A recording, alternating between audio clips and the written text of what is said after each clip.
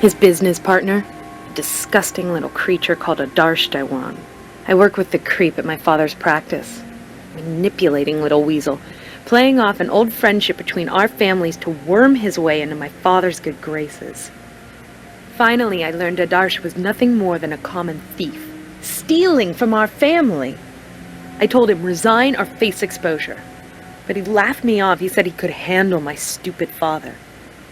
Never thought he meant murder. Yes, credit card fraud. Using my father's Visa card to be precise. A snake. Right behind our backs. My father told me that Visa noticed suspicious activity and alerted him right away. I don't know if he suspected Adarsh, but I did, and I found proof in his apartment. Yes! I won't have you wasting precious time here when you could be rounding up that little rat, Adarsh. Actually, it won't take but a moment to collect that footprint by the door. Or we could wait here till we get a warrant. If that's what will get you out of here faster, take the footprint and take off. Grissom put me onto that runaway Doc you're looking for. Well, when a black and white hit the siren over that busted tail, Doc Dewan got nervous and hit the gas. Chase hardly started before he stripped the curb and got pulled over. The doctor is currently in custody as a person of interest. You can talk to this charmer anytime you like. Just stop by my office. Got his truck, too.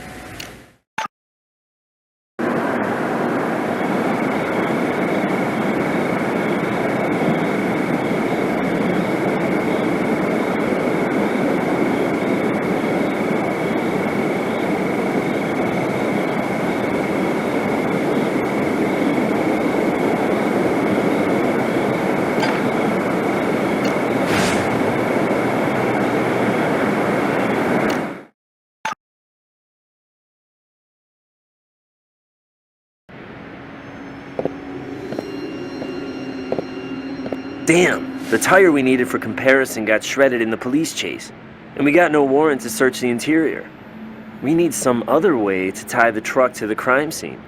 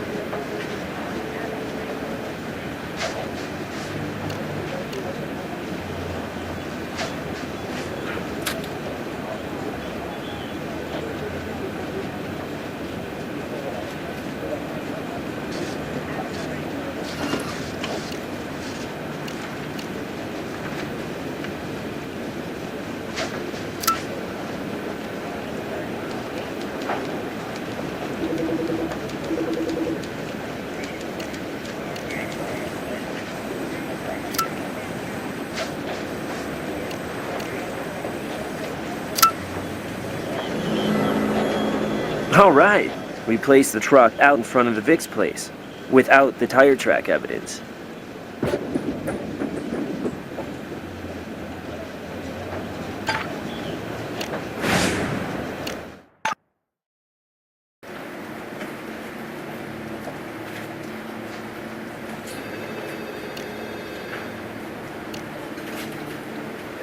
Busted light ties the truck to the street in front of the Vic's residence. That key unlocks the truck for a look-see.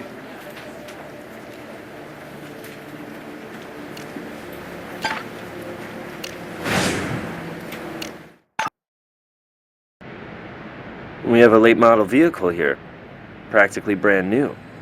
Still, I'd say Adar spruced up the interior. Cleaned, vacuumed it. Everything but the new car smell.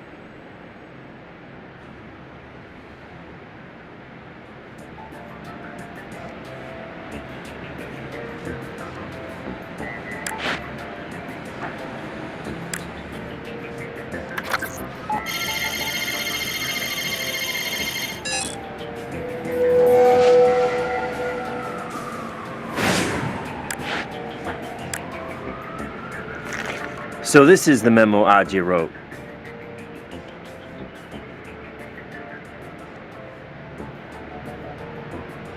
Locked. If we break in, the next Warren Brassel issue will be on us. Let's see what else we can find.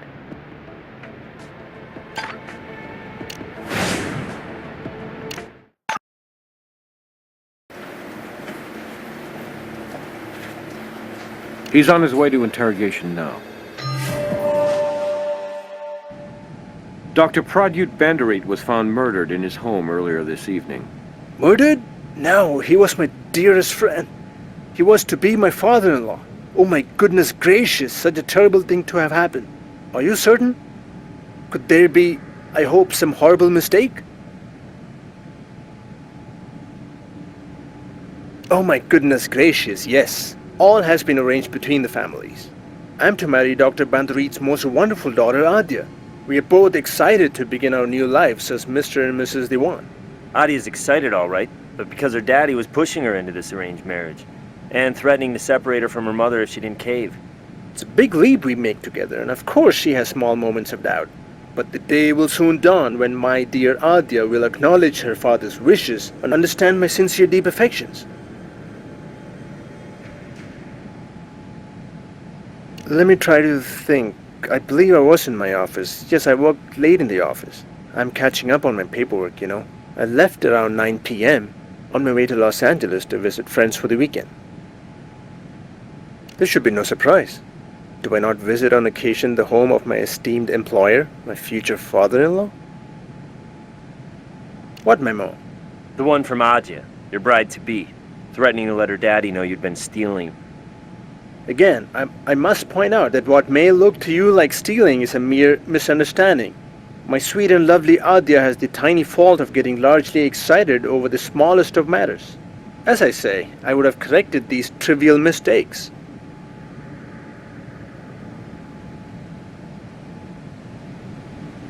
And your car was at the scene, Doctor. Maybe he knew about your stealing and didn't find it so trivial. You have such a negative view of such innocent things. We were in the Bandarit's living room when the good doctor informed his lovely wife that I would soon marry their daughter. We celebrated over tea and Mrs. Bandarit requested a fire. At this time I handled the poker to which you refer. I take perhaps foolish pride in the luxury vehicle I'm blessed to drive. I'm meticulous in my, upkeep. I keep it up, I keep it clean. I bought a portable vacuum to help in this crusade of cleanliness. Oh, let me think.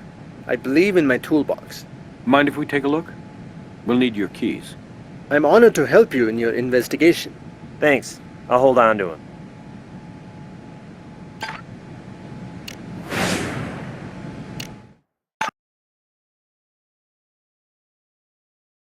Okay, I've unlocked the toolbox but didn't find any tools. Just cleaning supplies. My goodness gracious, but Dr. Dewan is neat.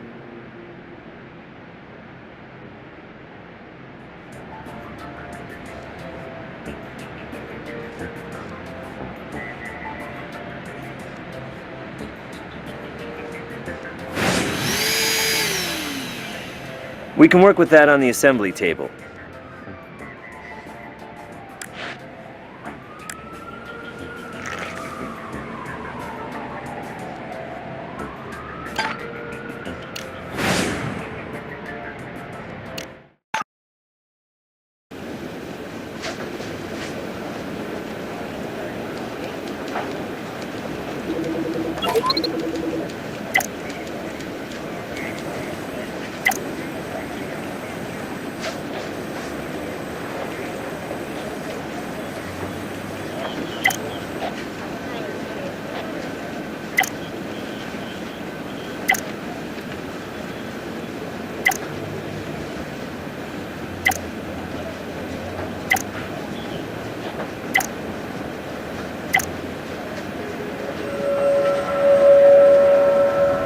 This little baby may mean we're now the proud owners of a complete teacup. Better confirm in the lab.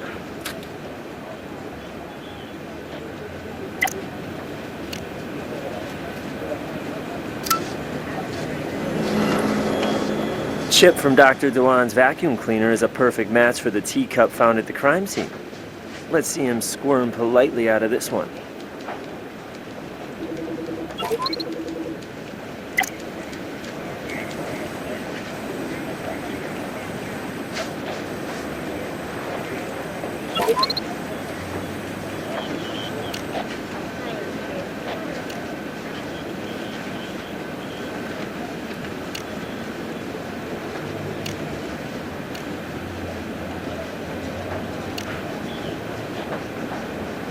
This is a wake-up call. The slipper with the asphalt mark matches the muddy footprint, meaning Mrs. Bandery called on her daughter after discovering Mr. Bandery had bought it.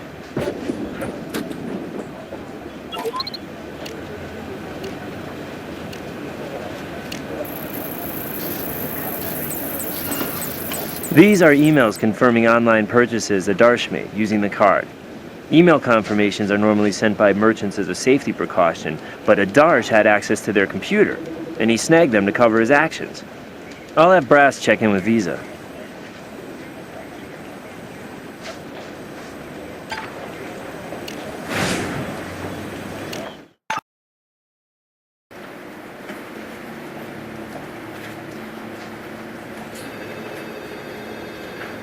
I called Visa.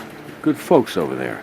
And they said Visa's continuous monitoring program detected suspicious activity. Mr. Dwan was changing the shipping address, sending items to his home and back to India. Not your model employee.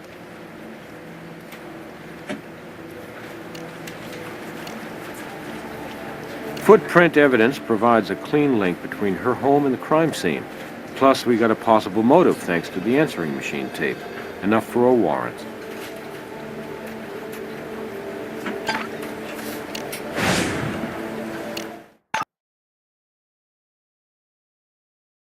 Why do you stupid people insist on wasting time searching my house when I've already told you who to investigate? In the meantime, my mother is on the verge of a nervous breakdown, and the killer is running free. I don't have another word for you. Cool. We work well when it's quiet. We'll start with your fingerprints. Ugh.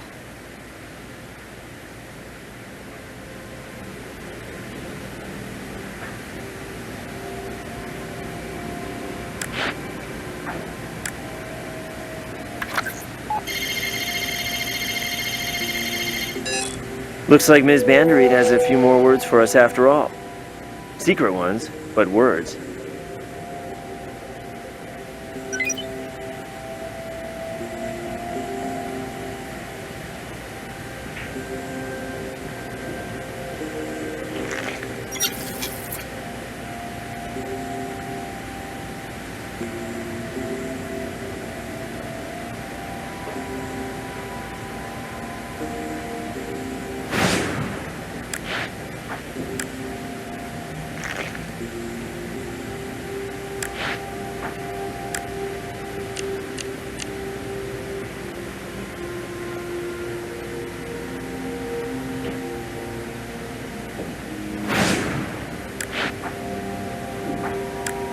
You're close. Try something similar.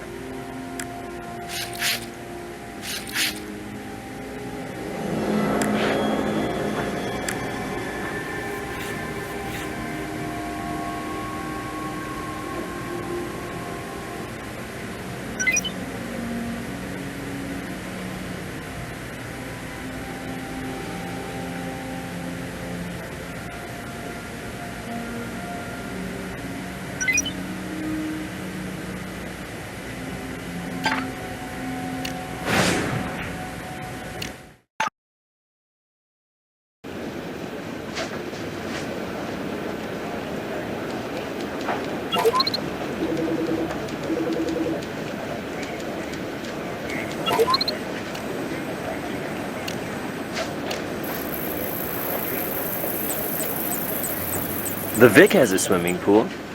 Let's go back and see if we can answer the big question. What's it all about, algae?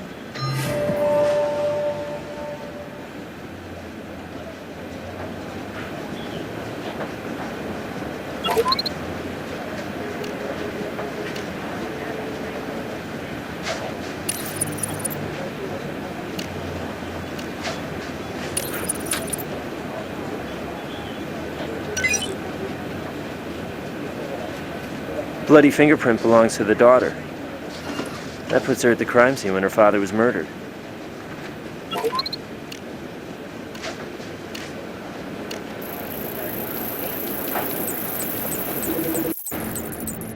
So our Vic was responsible for his wife's blindness.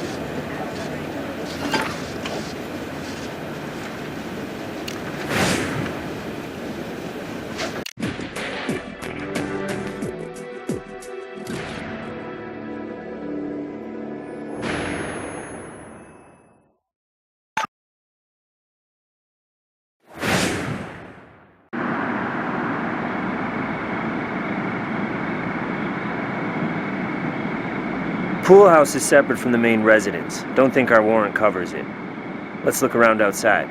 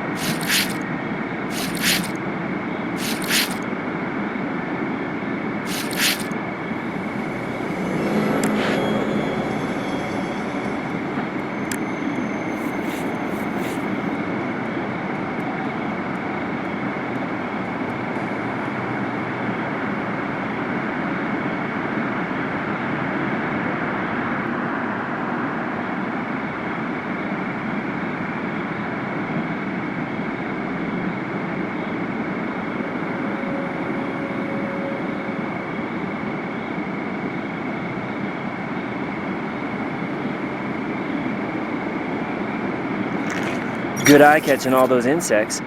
Now let's look at catching the killer.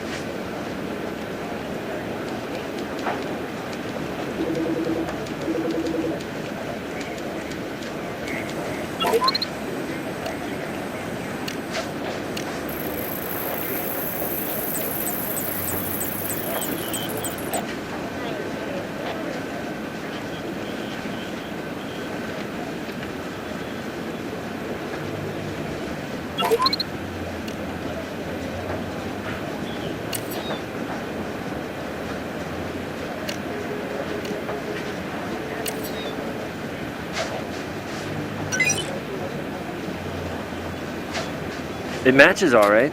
Perfect place for someone to clean up after a little dip.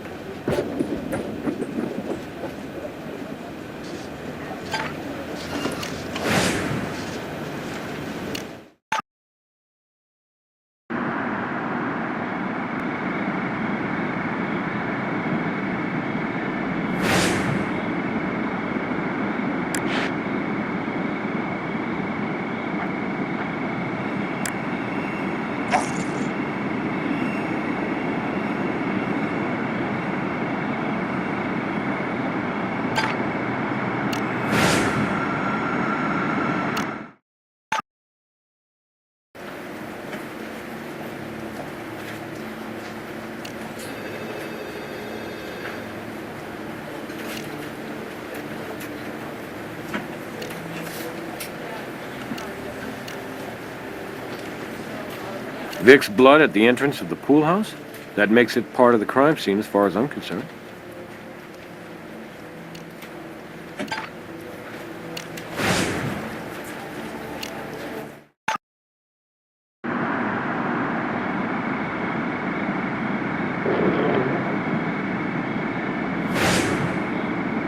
Wow, what I would have given for a place like this back in my college days.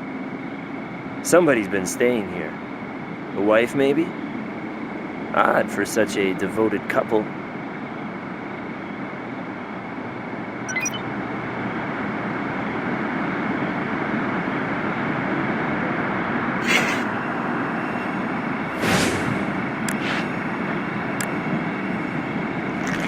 Blood spatter on this robe is consistent with its wearer delivering medium impact blows, like those that killed our victim, not somebody just stumbling innocently upon a bloody corpse.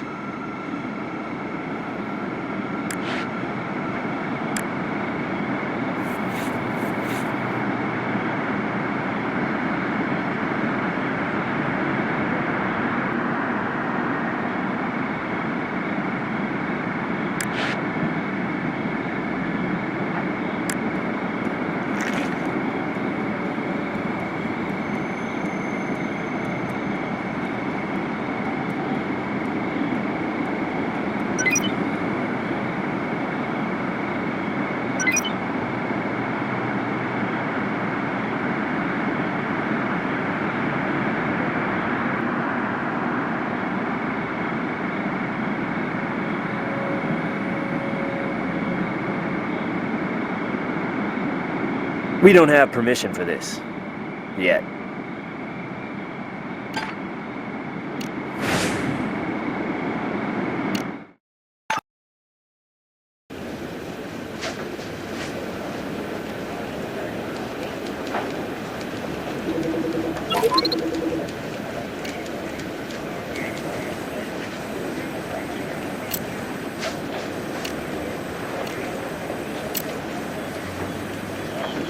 This confirms the screwdriver was used to open the pool house window. Doesn't bear on our investigation, apparently.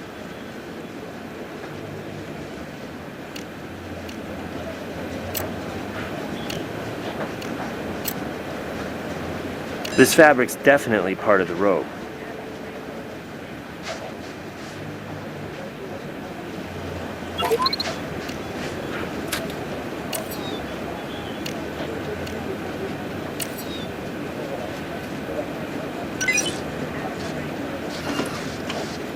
That would be a big bingo. Assailant definitely wore this robe during the murder.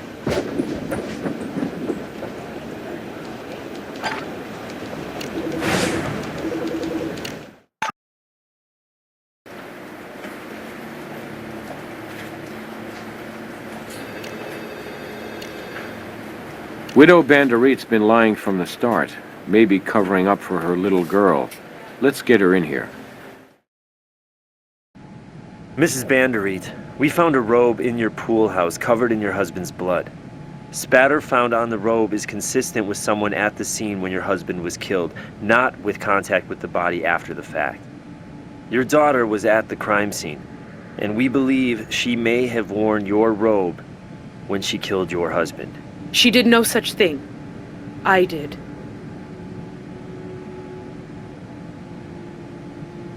I am not about to let you make the wrong assumptions and persecute, much less prosecute, my daughter.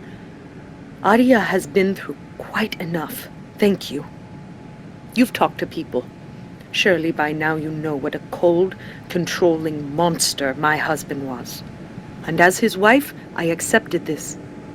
But for my lovely daughter, life must be different. She was born here, left home to go to school. And yet, still he tries to control her, manipulating her into an occupation pleasing to him, forcing her to work for him. Adia seemed content with these choices, however pushed upon her they might have been. But when Prayat insisted, no, demanded, Adia marry a man she did not love, a man with the same old-fashioned notions that would mean disrespect and a slavery of sorts for my precious girl. And then, when he threatened to separate Adia from myself, I had no choice but to stop him. What mother wouldn't? And so I killed him. I put him out of our misery. When I learned that that foul snake Adash was in your custody, I thought his karma had caught up with him. But when you begin to suspect my daughter, my innocent child, I must come forward. Jaya will be a small payment for a life of freedom for Adia.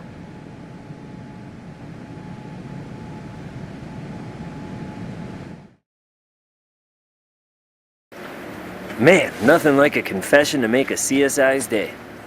Even at night. Hold up. Problem. Daughter's just confessed to the same murder Mommy did. Adia Banderit is in the interview room. Talk to her.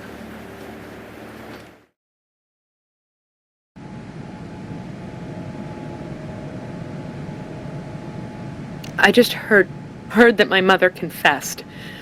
She's trying to take the blame from me. Surely you can see that she's sacrificing herself for me. Still hazy. Why don't you clear it up? I did it, obviously. I swear. I wore the robe, killed my father. You've gotten the picture, right? How horrible he was to her? She was chattel. That sexist traditional nonsense was bad enough, but then his pride robbed her of her very eyesight. He was gonna separate Mother and me if I didn't marry that pathetic weasel. I couldn't stand for that. For any of it. I killed him. I killed him. I'd kill him again if I could. Arrest me. Let my poor sweet mother go. Not that simple. Both you and Mom have motive and opportunity. But one of you is lying.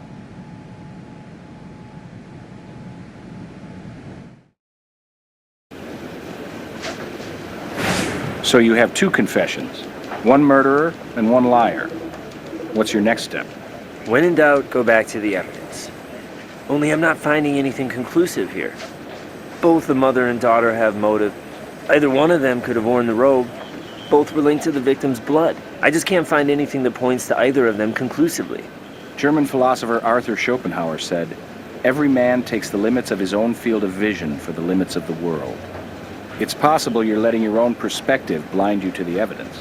Are you seeing something that we're not? Not from here. Go back to the scene of the crime. Put yourself in the killer's place. And remember, even the best of us can miss important evidence sometimes.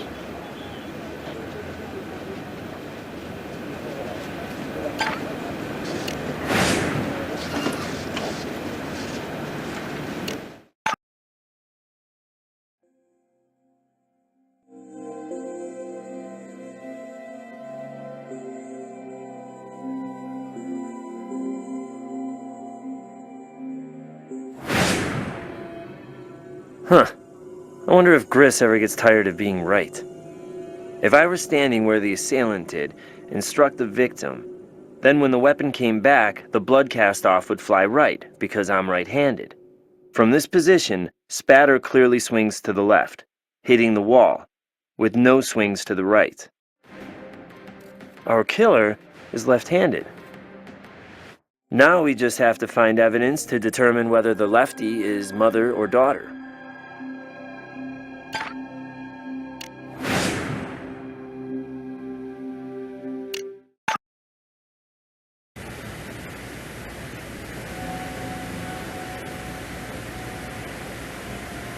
Judging by the place settings, looks like one right-hander, one lefty.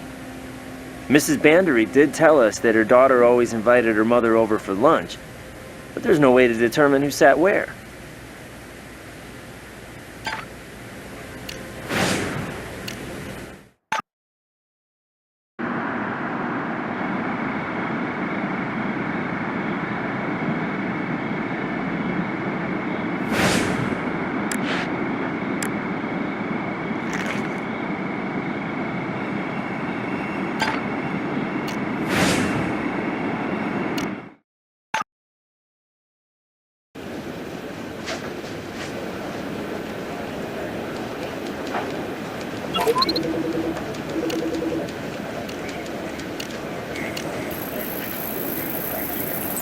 Based on the slants of the letters and the direction of the smudge marks, we can safely say that Mrs. Bandery is left-handed. Place settings in the daughter's kitchen indicate one is right-handed, the other left. Crossword handwriting says the mother was the definite lefty. We have our killer.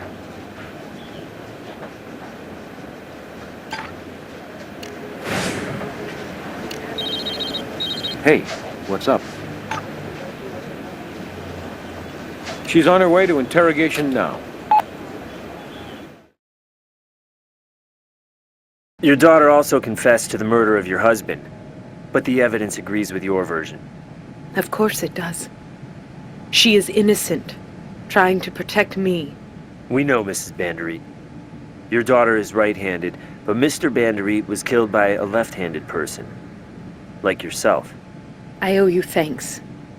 I know I said some cruel things to you before, and I am sure my daughter has done the same. But I thank you for finding the truth in this, and not allowing to stand the injustice of my daughter being blamed for my act. She should be free. She has been inside the prison my husband built for her long enough.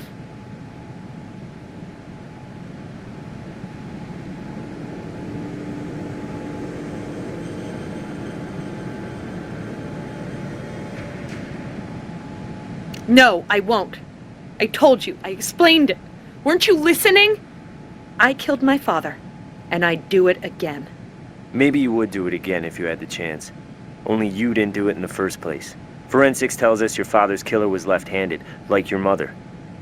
You're right-handed, meaning there's little chance you could have wielded that fireplace poker. Much as it may disappoint you, Adja, you're innocent.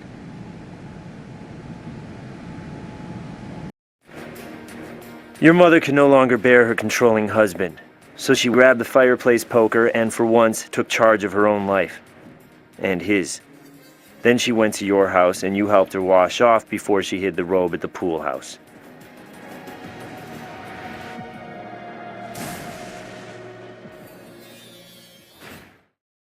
All right. But before you go any further, stop and think. She didn't do this for herself. She did it to protect me. All those terrible years, she never once complained, never challenged that demon. My father was the monster here, my mother the victim. To be pitied, not tried for this necessary execution.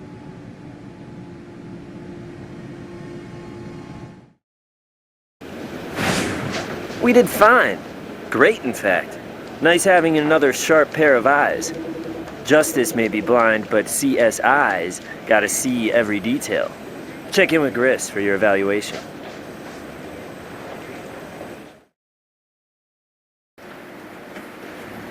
All right, here's your evaluation. For evidence, you found everything there was to find. For hints, you didn't need any at all. And, at the end of the day, you followed the evidence to a clear conclusion. Can't argue with that. Outstanding work. You've investigated every possible angle on this case.